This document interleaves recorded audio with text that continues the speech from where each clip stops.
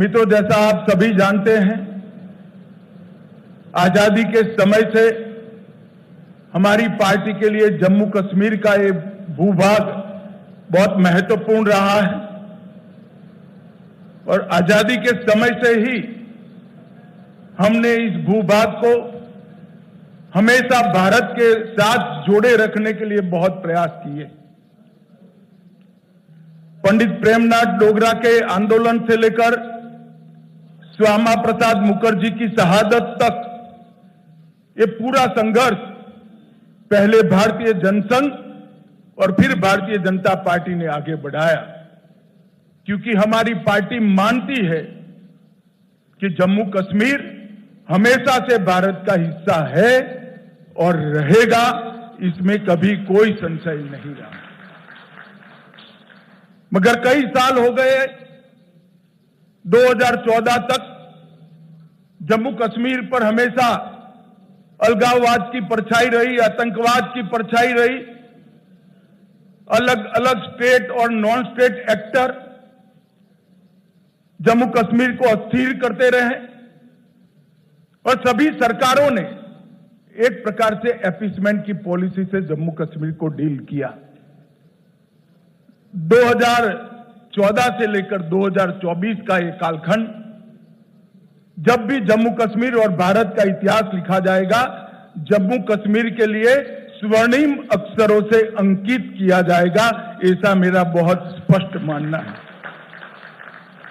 ये 10 साल जम्मू कश्मीर के लिए शांति और विकास के 10 साल रहे, सुशासन के 10 साल रहे हैं।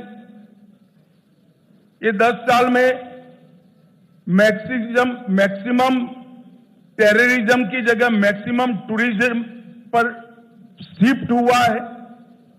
ये 10 साल सुख और समृद्धि का रास्ता प्रशस्त करने वाले रहे हैं और ये 10 साल जम्मू कश्मीर के मूल बासिंदों की संस्कृति को टकास देने वाले ये 10 साल रहे हैं। एक जमाने में धारा 370 की परछाई में यहां पर अलगाववादियों की मांगे, हुर्रियत जैसे संगठन और हुर्रियत जैसे संगठनों के नतमस्तक होती हुई सरकारें हमने देखी थी। ये 10 साल के अंदर आज धारा 370 और 35A पास्ट बन गया है, वो हमारे संविधान का हिस्सा नहीं है। इसका पूरे भारत और जम्मू कश्मीर की जनता को आनंद है। यहां जो शांति, विकास और सामाजिक न्याय जमीन पर उतरने का काम हुआ है, इसका मूल कारण नरेंद्र मोदी जी का एक ऐतिहासिक फैसला 5 अगस्त 2019 को धारा 370 को समाप्त करने का। बड़ी दुख की बात है, विगत दिनों में एनसी का एजेंडा मैंने पढ़ा है और एनसी के एजेंडे को कांग्रेस का मौन समर्थन भी मैंने देखा है। मगर मैं आज आप सभी पत्रकार भाइयों के माध्यम से पूरे देश को स्पष्ट कर देना चाहता हूं, धारा 370 इतिहास बन चुकी है, वो कभी लौटकर नहीं आने सकती, हम आने भी नहीं, क्योंकि धारा 370 ही वो कड़ी थी जो कश्मीर के अंदर युवाओं को हाथ में हथियार और पत्थर पकड़ाती थी। अलगाववाद की विचारधारा ही युवाओं को विकास की जगह आतंकवाद के रास्ते पर शिफ्ट करती थी और आज मोदी जी के नेतृत्व में ढेर सारे काम हुए हैं। मित्रों, मैं चुनाव घोषणा पत्र पर आने से पहले कुछ चीजें जरूर कहना चाहता हूं। जम्मू कश्मीर में सबसे बड़ी जरूरियात थी शिक्षा की। लगभग 10 साल में 59 कॉलेजों को मान्यता मिली है। 30 कश्मीर डिवीजन में और जम्मू डिवीजन में 29, 16,000 छात्रों की प्रवेश क्षमता जोड़ी गई। न्यू एजुकेशन पॉलिसी के तहत आओ स्कूल चले अभियान हमने आगे दिखाया है, बढ़ाया है। 45 अटल टिंकरिंग लैब स्थापित किए हैं और 6,000 करोड़ की लागत से 2 एम्स, एक विजयपुर में, एक अवंतीपुरा में, IIT, IIM, नीट, यूनानी अस्पताल, कई सारे भवन और संस्थान उच्च शिक्षा के लिए यहां खोले हैं। 70 साल तक देखा जाता था कि जम्मू कश्मीर के बच्चे यहां पढ़ाई लिखाई नहीं हो सकती थी, यहां से देश भर में पढ़ने जाते थे। आज देश भर के बच्चे जम्मू कश्मीर में पढ़ने के लिए आ रहे हैं और एक अच्छा संदेश लेकर देश में जा रहे हैं। रेवेन्यू डेफिसिट वाले स्टेट के अंदर जल विद्युत बड़ा विकास का मार्ग प्रशस्त करने वाला था। लगभग 22,500 करोड़ की लागत से विभिन्न हाइड्रो प्रोजेक्ट का निर्माण हमने किया है। लगभग 1,000 मेगावाट पाकलदुल, इसके साथ शाहपुर कंडी बांध सिंचाई, रतले हाइड्रो योजना, क्रार हाइड्रो योजना, कीरू हाइड्रो योजना, ढेर सारे बिजली उत्पादन के जल विद्युत के संयंत्र यहां स्थापित किए गए हैं और आने वाले दिनों में ये काम पूर्ण होते ही वो जम्मू कश्मीर को सरप्लस बजट देने वाला स्टेट बनाएंगे। ऐसा पूर्ण आयोजन नरेंद्र मोदी जी के नेतृत्व में किया है। कई सारे बिजली के वितरण के भी काम हुए हैं। इसके साथ हमने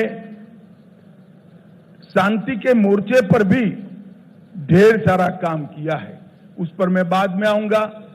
पहले सामाजिक सद्भाव और समरसता पर भी बात रखना चाहता हूं। धारा 370 के कारण यहां रिजर्वेशन संभव नहीं हो पाता था, महिलाओं को अन्याय होता था, दलित भाइयों को अन्याय होता था, ट्राइबल्स को अन्याय होता था। भारतीय जनता पार्टी की नरेंद्र मोदी सरकार ने यहां आरक्षण को जमीन पर उतारने का काम किया है। आज SC वर्ग का भी आरक्षण हुआ है, आर्थिक रूप से कमजोर वर्ग का 10% आरक्षण हुआ है, OBC का आरक्षण बढ़ाया गया है। गुर्जर, बकरवाल और पहाड़ियों को सालों से जो आरक्षण नहीं मिलता था, उसको आरक्षण देने की शुरुआत नरेंद्र मोदी जी के नेतृत्व में हुई है। हमने NC का एजेंडा देखा है, उन्होंने कहा है कि हम इस पर पुनः विचार करेंगे। मैं श्री उमर अब्दुल्ला को बताना चाहता हूं, उमर साहब, चूंटनी का नतीजा जो आए वो आए, हम गुर्जर, बकरवाल और पहाड़ी के आरक्षण को आपको छूने नहीं देंगे, ये बात आप याद रखें। ये भारतीय जनता पार्टी का संकल्प है। भाई और बहनों, ग्रास रूट डेमोक्रेसी, पहले डेमोक्रेसी 3 परिवारों में सीमित होकर रह गई थी। ना पंचायत चुनाव होते थे, ना तहसील पंचायतें बनती थी, ना जिला पंचायतें होती थी। भारतीय जनता पार्टी की सरकार ने ग्राम पंचायत, तहसील पंचायत, जिला पंचायत और म्यूनिसिपैलिटी के चुनाव कर पंचायती राज को बहाल करने का काम किया है और यहां लोकतंत्र को प्रस्थापित किया है। पहले जम्मू कश्मीर में एक जमाना था कि 10% अगर वोटिंग हो जाती है तो सारे अंग्रेजी अखबारों में हेडलाइन बनता था कि जम्मू कश्मीर में डबल डिजिट वोटिंग हुआ। आज मैं बताना चाहता हूं, ब्लॉक विकास परिषद के चुनावों में 98.3% और अभी जो हुआ आम चुनाव उसमें 58.46% वोट, जो रिकॉर्ड वोट है, जो बताता है कि घाटी और जम्मू दोनों की जनता लोकतंत्र के साथ है। बम की परछाइयां, धमाके, मशीन गनों की आवाज कश्मीर में लंबे समय तक सुनी गई। ये 10 साल में धारा 370 हटाने के बाद विशेष रूप से यहां के सुरक्षा परिदृश्य में आमूलचूर परिवर्तन हुआ है। पहले कुल घटनाएं 7,217 10 साल में हुई थी, 4 से 14 में, 14 से 24 में सिर्फ 2272 पर आकर अटकी और वो 70% की कमी बताती है। कुल मृत्यु में 66% और नागरिकों की मृत्यु में 80% कमी दर्ज करने का काम हमारे प्रशासन ने किया है और सिक्योरिटी फोर्सेस की मृत्यु में भी भारी मात्रा में कमी आई है। और इसके साथ जो आम जनों के साथ जुड़ा हुआ है, ऑर्गेनाइज स्टोन पेल्टिंग 2010 के मानांक को पकड़े तो 2654 घटनाएं थी। 31 अगस्त 2024 तक 23 से 24 में एक भी घटना स्टोन पेल्टिंग की नहीं हुई। ऑर्गेनाइज हत्या देते थे, घाटी बंद हो जाती थी, 132 के बनाम एक भी बंद नहीं हुआ है। स्टोन पेल्टिंग में नागरिकों की मृत्यु 112 हुई थी, अब 0 है और जख्मी सिक्योरिटी फोर्सेस भी 0 है। 30 साल के बाद घाटी में थिएटर चालू हुए हैं, रात्रि शो चालू हुआ है और 32 साल के बाद यहाँ के टूरिज्म में बहुत बड़ा बदलाव आया है और बढ़ोतरी हुई है। संपूर्ण टेरर इकोसिस्टम को ध्वस्त करने के लिए ढेर सारे काम करे गए और अभी मैं एनसी का घोषणा पत्र पढ़ता था, मुझे तो आश्चर्य हो रहा है, कोई पॉलिटिकल पार्टी इस प्रकार का घोषणा पत्र जारी करती है और कांग्रेस जैसी राष्ट्रीय दल इसका मौन समर्थन करती। मैं राहुल गांधी जी को पूछना चाहता हूं कि आप देश की जनता के सामने और जम्मू कश्मीर की जनता के सामने स्पष्ट करें, आपका मौन धारण करने से कुछ नहीं होता। क्या नेशनल कॉन्फ्रेंस के एजेंडा के साथ कांग्रेस पार्टी सहमत है या नहीं है? आप हाँ या ना में जवाब दीजिए। मुझे मालूम है वो नहीं देंगे, मैं बता देता हूं वो पूर्णतया सहमत है। क्या एजेंडा है? पत्थरबाजी की घटना करने वालों को हम छोड़ देंगे, टेररिज्म के केस में जो जेल में इन पर पुनर्विचार करेंगे, जो टेररिस्टों के सगे संबंधी पर कठोर कार्यवाही की है इस पर पुनर्विचार करेंगे, फिर से 2 झंडे प्रस्तापित करेंगे। क्या कांग्रेस पार्टी ये एजेंडा के साथ सहमत है? क्या आप 370 फिर से वापिस लाना चाहते हो? इसकी बात आपने करनी चाहिए। मित्रों, एक दूसरी बात, भारत सरकार की 300 व्यक्तिगत लाभ की योजना है। जैसे 5 लाख तक का हेल्थ का पूरा खर्चा आज जम्मू कश्मीर उठाती है, हर घर में पीने का पानी पहुंचाना है, हर घर में बिजली पहुंचानी है। इस प्रकार की 300 अलग अलग व्यक्तिगत लाभ की योजना है। 300 में से 259 में जम्मू कश्मीर देश में नंबर 1 पर है, नंबर 1 पर है। इससे मालूम पड़ता है कि पूरा परकोलेशन और हम 100% सेंचुरेशन की दिशा में आगे बढ़ रहे हैं। अगर जम्मू कश्मीर की जनता हमें मैंडेट देती है तो मैं विश्वास के साथ कहना चाहता हूं कि अगले 2 साल में 100% सेचुरेशन हम कर दिखाएंगे। भाई और बहनों, हमने जम्मू कश्मीर के चुनाव घोषणा पत्र में ढेर सारे संकल्प लिए हैं, मगर मैं फिर से एक बार कहना चाहता हूं, हमारा सबसे बड़ा संकल्प है शांतिपूर्ण, सुरक्षित, विकसित और समृद्ध जम्मू कश्मीर का निर्माण करना। भाई और बहनों, ये 10 साल में जो हुआ है, हम काफी मंजिल के काफी नजदीक। एक बार जम्मू कश्मीर की जनता का, आवाम का अगर हमें आशीर्वाद मिल जाता है तो मैं भरोसे से कह सकता हूं, भारत के बाकी हिस्सों की तरह यहां के बच्चे भी भारत के विकास में योगदान भी देंगे और जम्मू कश्मीर में सच अर्थ में स्वर्ग बनाने का काम यहीं के युवा करेंगे। हमने तय किया है कि महिलाओं के उत्कर्ष के लिए कई सारे निर्णय करेंगे। हम मां सम्मान योजना के तहत सबसे वरिष्ठ माता को, घर में एक वरिष्ठ महिला को, बहन को प्रतिवर्ष 18,000 रुपये की सहायता उनके जीवन यापन के लिए देंगे। महिला स्वयं सहायता समूहों के लिए अब तक के बैंक ऋण को हम सहायता देकर माफ करने की योजना करेंगे। उज्ज्वला के सारे लाभार्थियों को 2 LPG सिलेंडर हम मुफ्त देंगे। जम्मू और कश्मीर में पंडित प्रेमनाथ डोगरा रोजगार योजना के तहत 5 लाख रोजगार के अवसर पैदा करेंगे। प्रगति शिक्षा योजना के तहत प्रतिवर्ष डीबीटी के माध्यम से कॉलेज के विद्यार्थियों को 3,000 रुपया ट्रैवलिंग अलाउंस देंगे। जम्मू और कश्मीर के युवाओं को जेकेपीएससी और यूपीएससी की प्रतियोगी परीक्षा में सक्षम बनाने के लिए 2 वर्षों के लिए 10,000 तक की कोचिंग फी का रीएम्बर्समेंट करेंगे। परीक्षा केंद्रों तक ट्रैवल कॉस्ट को हम रीएम्बर्स करेंगे।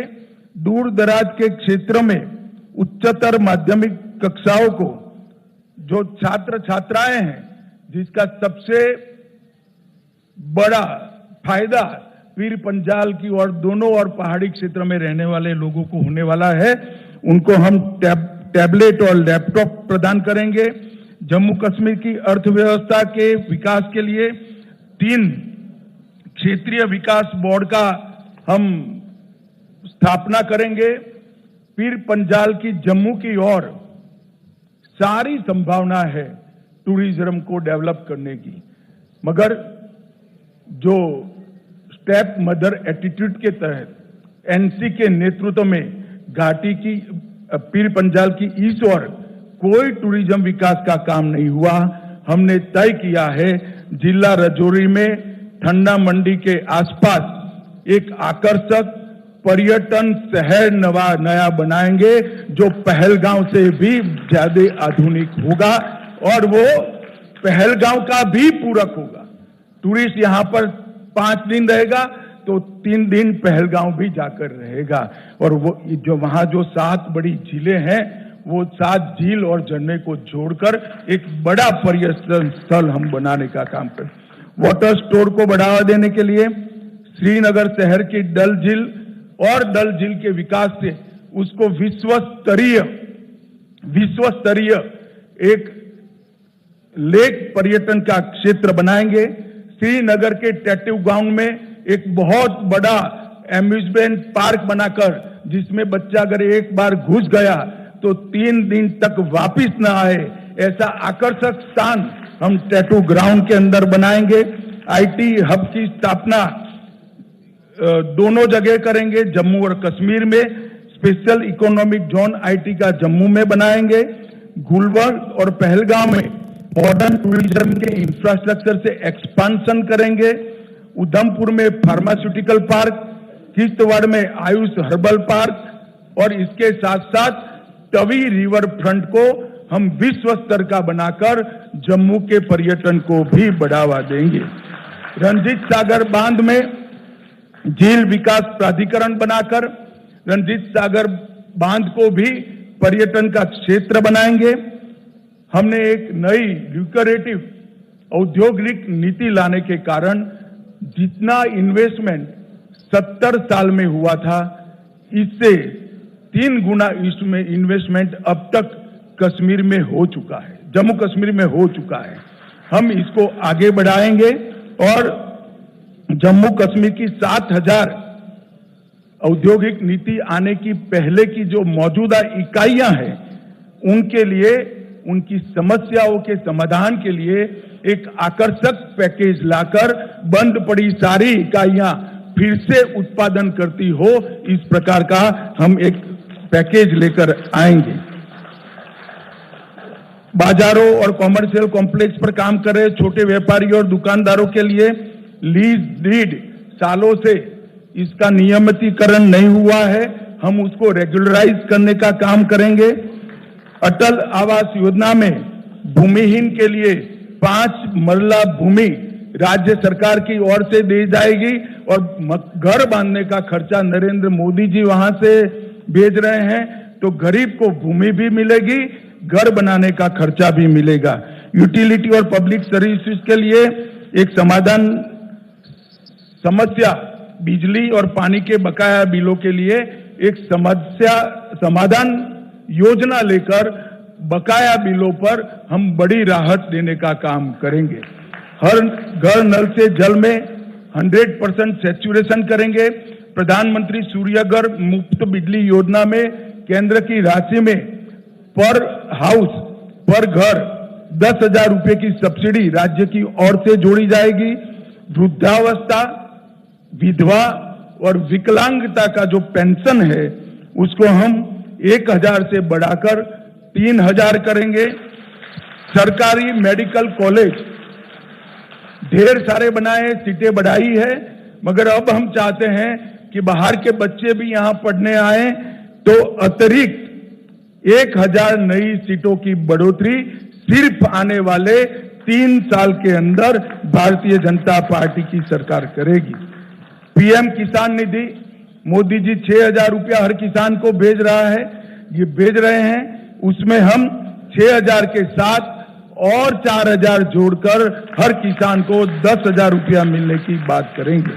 कृषि गतिविधियों के लिए बिजली दर को 50% कम कर कृषि गतिविधियों में एक्टिविटी बढ़ाने का प्रयास करेंगे। जम्मू कश्मीर की आरक्षण नीति का पालन करते हुए सामान्य कोटा को प्रभावित करे बगैर अग्निवीरों को 20% कोटा देकर उसमें जम्मू कश्मीर के अग्निवीरों को हम प्रायोरिटी देंगे। एडहोक संविदा दैनिक वेतनभोगी का समस्याओं का समाधान, मैं हमारे साथियों का ढेर सारा प्रतिनिधिमंडल झेल चुका हूं, ये बेचारे कुछ बोलते नहीं है, मगर मैं कहता हूं इसका निश्चित समाधान लाकर सबका जीवन के अंदर एक नया उजाला लाने का हम काम करेंगे। 10,000 किलोमीटर नई सड़कें बनाई जाएंगी। जम्मू और कश्मीर दोनों बहुत जल्द ही मेट्रो से युक्त हो जाएंगे और मेट्रो हमारे यहां भी होगी।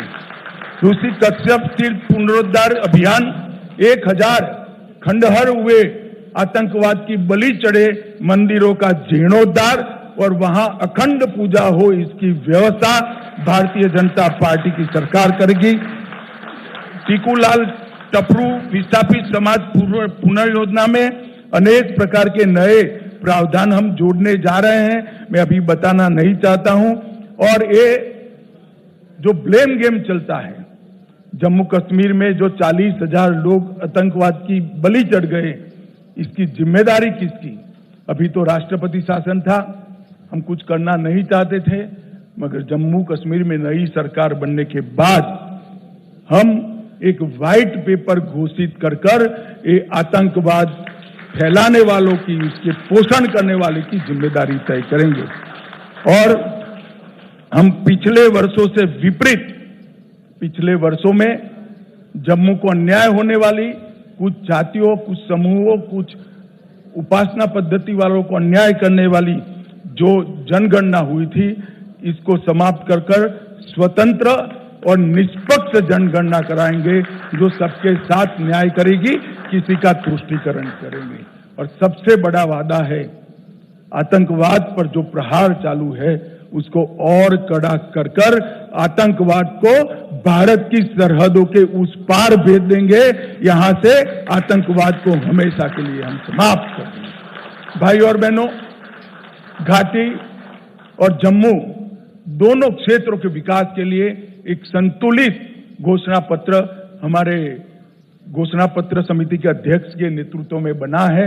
मैं उनको और उनकी टीम को बहुत बहुत बधाई देना चाहता हूं और जम्मू कश्मीर की जनता को अपील करना चाहता हूं, कहीं आप इनकी चिकनी चुपड़ी बातों में आए बगैर इनका मूल मकसद ध्यान से स्टडी कर लेना।